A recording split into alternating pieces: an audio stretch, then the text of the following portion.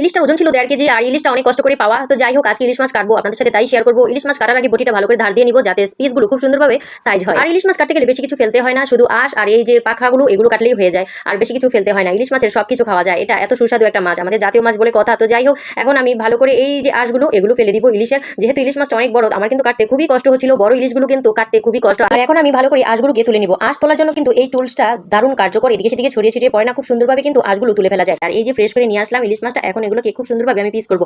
আর piece করার ক্ষেত্রে খেয়াল রাখবেন যেন ভিতরের পিত্তটা গলে না যায়।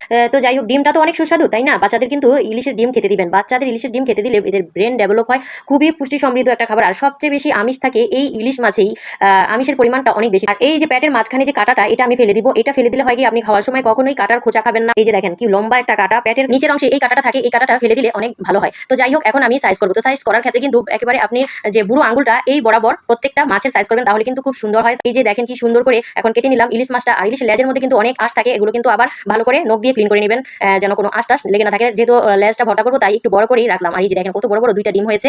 আর ইলিশের মাথাটাও কিন্তু এই যে আঁশগুলো উঠে নেবেন, আর ভিতরে যে ফুলকোটা এটা ফেলে দিয়েছি, এটা প্রয়োজন নাই, এটার মধ্যে অনেক ধুলাবালি থাকে, তাই আমি এটা সবসময় ফেলে দিই। আর পেটিটা তো অনেক মজা, পেটিটা অবশ্যই নেওয়ার চেষ্টা করবেন। তো যাই হোক এই যে দেখেন কি সুন্দর আমার মাছগুলো।